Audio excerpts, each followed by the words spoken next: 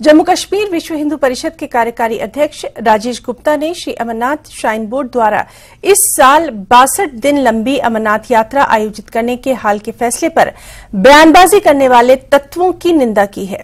जम्मू में न्यूज 18 के साथ बात करते हुए राजेश गुप्ता ने कहा कि यात्रा का एक ऐतिहासिक और धार्मिक महत्व है और किसी को भी इस यात्रा पर कोई प्रतिकूल टिप्पणी करने का कोई अधिकार नहीं है।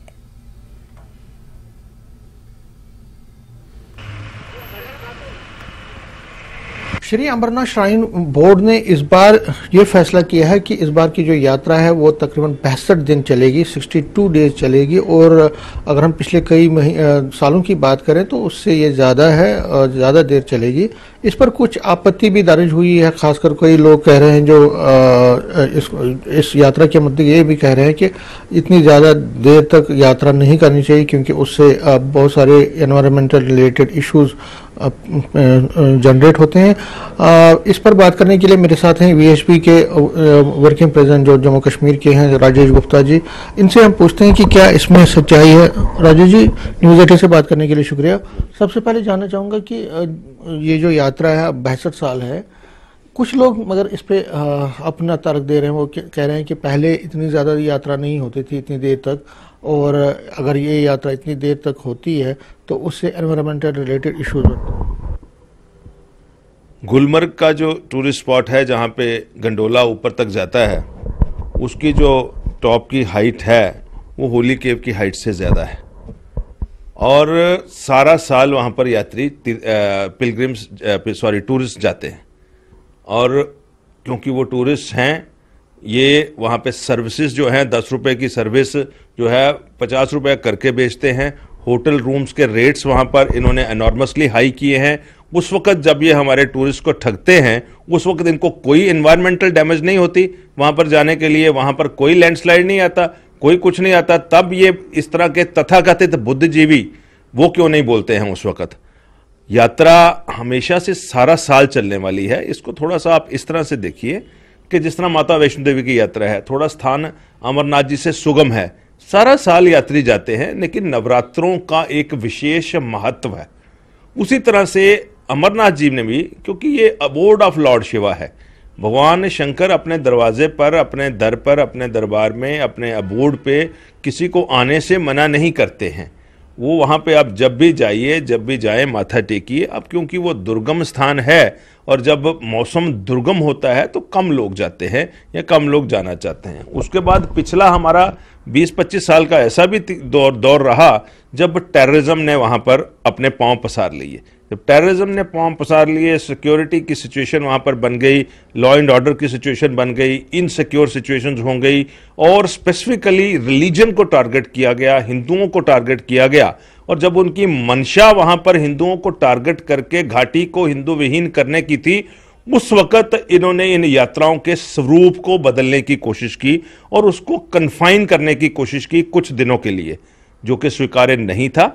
और एक ऐसी स्टेज आई जब सरकार ने यह स्वीकार किया कि यात्रा निर्बाध पूरा साल चल सकती है, लेकिन जो स्पेसिफिक ज्यादा महत्व का समय है जब उस दुर्गम क्षेत्र में सरकार व्यवस्था अच्छे से करेगी, जिसको कि ये आतंकवादी मानसिकता के लोग 15 दिन 20 दिन करना चाहते थे। उन्होंने कहा कि ज्येष्ठ पूर्णिमा से श्रावण पूर्णिमा तक ये यात्रा, इसका विशेष महत्व है। इस करके उन दिनों में वहां पर विशेष प्रायोजन, विशेष अरेंजमेंट किए जाएंगे ताकि श्रद्धालुओं को तकलीफ ना हो। कभी ऐसा नहीं कहा गया कि उसके अलावा यात्रा पर कोई नहीं जा सकता। इन 2 महीनों के आसपास के समय में, ज्येष्ठ पूर्णिमा से श्रावण पूर्णिमा के बीच, क्योंकि उस ट्रैक की अपनी एक लोड बियरिंग कैपेसिटी है कि कच्चे रास्ते से लोगों ने पैदल चल के जाना है। एक दिन में कितने लोग वहां पर जा सकते हैं उस ट्रैक पे पैदल चल के।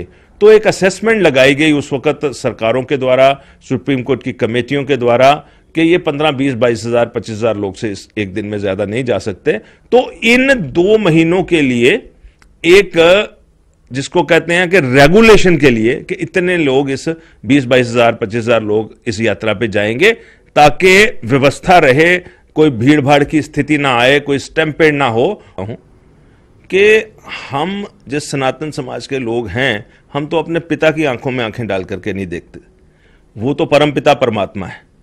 और हमारा जो धर्म है, हमारा जो सनातन विचार है, वो ये कहता है कि प्रभु सूक्ष्म रूप में भी हैं और विराट रूप में भी हैं। प्रभु साकार भी हैं, निराकार भी हैं।